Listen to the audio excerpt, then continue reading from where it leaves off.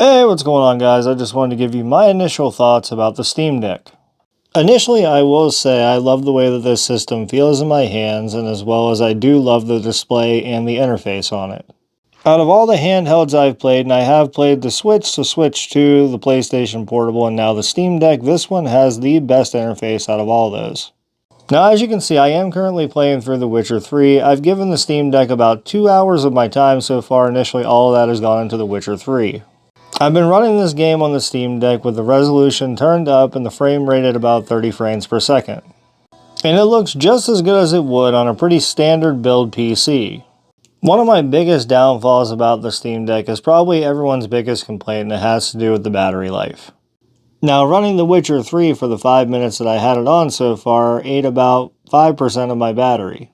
Now, I do understand that there are ways you can optimize and enhance the battery life on your Steam Deck by turning down the frame rate and turning down the graphical output on your games. But for a handheld console that's supposed to be on the go and portable, I wish that the battery life was a little more extended to 5 or 6 hours of gameplay, no matter what the graphical resolution was.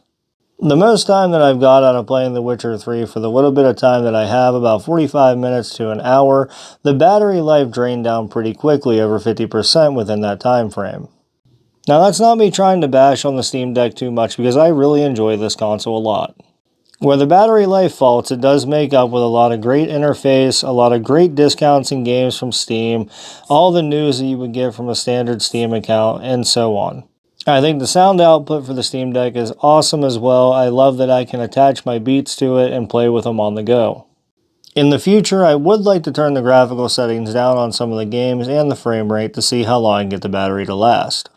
But with that being said, if you really enjoy portable gaming and you want it on the go, outside of a small battery life for high graphical output, the Steam Deck is an excellent console that you should go and pick up, especially if you're getting the OLED version.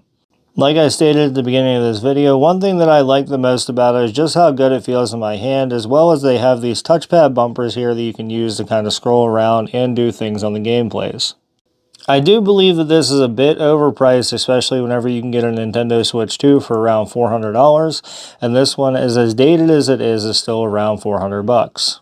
But with the Steam Machine coming out here in 2026, this is a really good console you can pick up to pair up with that and have your games on the go.